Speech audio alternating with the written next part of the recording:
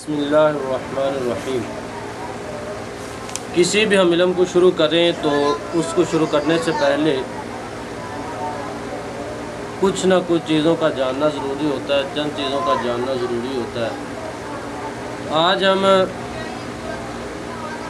علم الصرف شروع کر رہے ہیں، صرف کی کتاب شروع کر رہے ہیں۔ تو یہ جو علم الصرف ہے اس کی چند چیزوں کا ہمارے لیے جاننا ضروری ہے۔ نمبر 1 اس کی تعریف کا جاننا، نمبر 2 کہ یہ علم الصرف جو ہے یہ کس بارے میں لکھی گئی ہے جسے موضوع کہا جاتا ہے، اور غرض و غایت کا جاننا کہ اس کو لکھنے کی وجہ کیا ہے، اور پھر اس کو لکھا کس نے ہے۔ ان چیزوں کا جاننا ضروری ہوتا ہے۔ تو علم الصرف کی تعریف کیا ہے؟ کسی بھی علم یا فن کو شروع کرنے سے پہلے جو وہ 4 چیزوں کا جاننا ضروری ہوتا ہے۔ ان میں سے پہلی چیز ہے علم الصرف کی تعریف۔ علم الصرف ایسے قوانین کے جاننے کا نام ہے جن کے جان لینے سے انسان کو سیغے بنانے کا طریقہ معلوم ہو جاتا ہے۔ جس کے جان لینے سے انسان کو سیغے بنانے کا طریقہ معلوم ہوتا ہے، یعنی کہ یہ کتاب ایسی ہے، اس طرح اس کے اندر قواعد ہیں کہ انسان کو ایک لفظ سے دوسرا لفظ بنانے کا طریقہ معلوم ہو جاتا ہے۔ علم الصرف کا موضوع کیا ہے کہ یعنی یہ کتاب کس بارے میں لکھی گئی ہے؟ تو علم الصرف کا موضوع ہے کلمہ سیغے کی حیثیت سے، یعنی کہ اس کے اندر صرف ایک ایک لفظ پر بات ہوگی۔ کس حیثیت سے؟ سیغے کی حیثیت سے، سیغے کے بارے میں بات کی جائے گی۔ سیغہ بنانے کا طریقہ، ایک لفظ سے دوسرا لفظ کس طرح نکلے گا، اس طرح اس کتاب کے اندر بات ہوگی۔ اور چوتھی چیز ہے لکھنے والے کا نام۔ ایک ہے لکھنے والے کا نام آتا ہے حضرت علی المرتضیٰ رضی اللہ تعالیٰ عنہ ہے، اور دوسرا نام جو آتا ہے وہ حضرت معاذ بن مسلم حروی رحمۃ اللہ علیہ ہے۔ اب ذہن کے اندر ایک سوال آتا ہے کہ علم الصرف کی تعریف کا جاننا کیوں ضروری ہے؟ علم الصرف کی تعریف کا جاننا کیوں ضروری ہے؟ تو اس کا جواب یہ ہے، اس لیے علم الصرف کی تعریف کا جاننا ضروری ہے کیوں؟ تاکہ مجہول مطلق لازم نہ آئے۔ مجہول مطلق لازم نہ آئے، یعنی کہ جو چیزیں مجہول ہیں ان سے بندہ بچ سکے۔ اس وجہ سے علم الصرف کی تعریف کا جاننا ضروری ہے۔ نمبر 2 موضوع کا جاننا کیوں ضروری ہے؟ علم الصرف کے موضوع کا جاننا کیوں ضروری؟ اس لیے جاننا ضروری ہے کہ 2 علموں کے درمیان فرق کیا جا سکے۔ 2 علموں کے درمیان فرق کیا جا سکے، مطلب ہم 2 کتابیں پڑھ رہے ہیں، ہمیں پتہ ہو کہ اس کتاب میں کس بارے میں بات ہو رہی ہے، اس کتاب میں کس بارے میں بات ہو رہی ہے۔ ہم نحو پڑھیں تو ہمیں پتہ ہو کہ نحو کے اندر کس بارے میں بات ہو رہی ہے، اور اگر ہم صرف پڑھیں ہمیں پتہ ہو صرف کے اندر کس بارے میں بات ہو رہی ہے۔ اور غرض و غایت کا جاننا کیوں ضروری ہے؟ اس لیے کہ طلب عبث لازم نہ آئے۔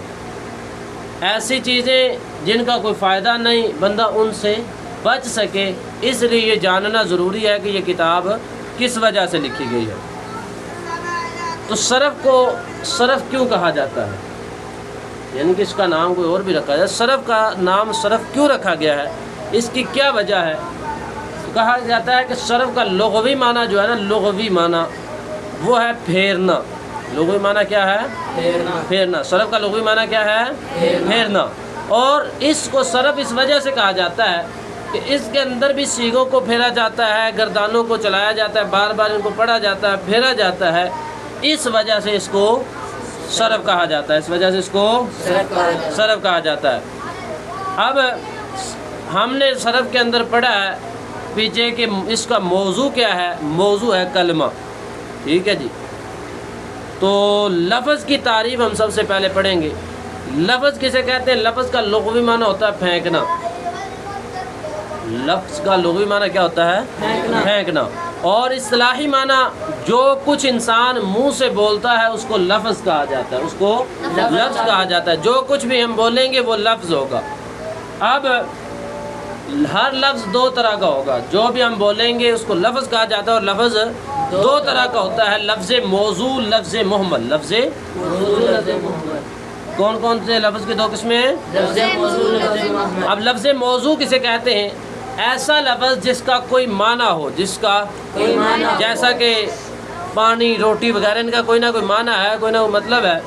اور لفظ محمل کہتے ہیں جس کا کوئی معنی نہ ہو، جیسا کہ اگر کوئی کہے شانی، چھوٹی وغیرہ، ان کا کوئی معنی مفہوم نہیں ہے۔ تو اب لفظ کو کلمہ بھی کہا جاتا ہے، لفظ کو کلمہ بھی کہا جاتا ہے، جو ہم نے پیچھے پڑھا ہے کہ صرف کا موضوع جو ہے وہ کلمہ ہے۔ تو اب لفظ کا دوسرا نام کلمہ ہے۔ کلمے کو لفظ کہتے ہیں، لفظ کو کلمہ کہتے ہیں۔ اب کلمے کی دو قسمیں ہیں، مفرد، مرکب۔ کوئی بھی کلمہ ہوگا وہ دو طرح کا ہوگا، یا تو وہ مفرد ہوگا یا مرکب ہوگا۔ اب مفرد کسے کہتے ہیں؟ جو ایک ہو اور ایک ہی معنی پر دلالت کرے، جو ایک ہو اور ایک ہی معنی، جیسا کہ زیدن، جیسا کہ اور پھر دوسرا مرکب کسے کہتے ہیں؟ مرکب جو دو یا دو سے زائد کلموں سے مل کر بنایا گیا ہو، جو دو یا دو سے زائد کلموں سے، یعنی کہ جو دو یا دو سے زائد لفظوں پر دلالت کرے، جیسا کہ غلام زیدن، غلام زیدن۔ پھر کلمے کی تین قسمیں آتی ہیں، پھر کلمے کی تین قسمیں ہیں، اسم، فعل، حرف۔ اسم، فعل، حرف۔ اسم کسے کہتے ہیں؟ جو مستقل معنی پر دلالت کرے اور تینوں زمانوں میں سے کوئی زمانہ نہ پایا جائے، جو مستقل معنی پر دلالت تو کرے، یعنی کہ جو اپنے آپ پر دلالت تو کرے لیکن تینوں زمانوں میں سے کوئی زمانہ نہ پایا جائے، جیسا کہ راجلن، جیسا کہ اب اس کا معنی کیا ہے؟ مرد، لیکن اس کا تعلق کسی زمانے کے ساتھ نہیں ہے۔ دوسری قسم ہے کلمے کی فعل۔ فعل جو مستقل معنی پر دلالت کرے اور تینوں زمانوں میں سے کوئی زمانہ بھی پایا جائے، تینوں زمانوں میں سے کوئی زمانہ بھی پایا جائے، جیسا کہ دارابا، مارا اس ایک مرد نے، مارا اس ایک۔ اب مارنے کا تعلق ماضی کے ساتھ ہو گیا، اور یضرب مارتا ہے یا مارے گا، مارتا ہے حال کے ساتھ اور مارے گا مستقبل کے ساتھ ہو گیا۔ اور حرف جو نہ ہی مستقل معنی پر دلالت کرے، جو اپنے آپ اپنے معنی پر دلالت بھی نہ کر سکے اور تینوں زمانوں میں سے کوئی زمانہ بھی نہ پایا جائے۔ اب آگے زمانے کی تین قسمیں، زمانے کی تین قسمیں، ماضی، حال، استقبال۔ ماضی کہتے ہیں گزرے ہوئے زمانے کو، ماضی، اور حال کہتے ہیں موجودہ زمانے کو، استقبال کہتے ہیں یا مستقبل کہتے ہیں آنے والے زمانے کو۔ اب آگے پھر انہوں نے کلمے کی دو قسمیں بیان کی ہیں، کلمے کی دو قسمیں کلمے کی اور ہیں، مستقل، غیر مستقل۔ مستقل، مستقل جو اپنا معنی بتانے میں کسی کا محتاج نہ ہو، جو اپنا معنی بتانے میں کسی کا محتاج نہ ہو، اور غیر مستقل جو اپنا معنی بتانے میں کسی کا محتاج ہو، غیر مستقل جو اپنا معنی بتانے میں کسی کا محتاج ہو۔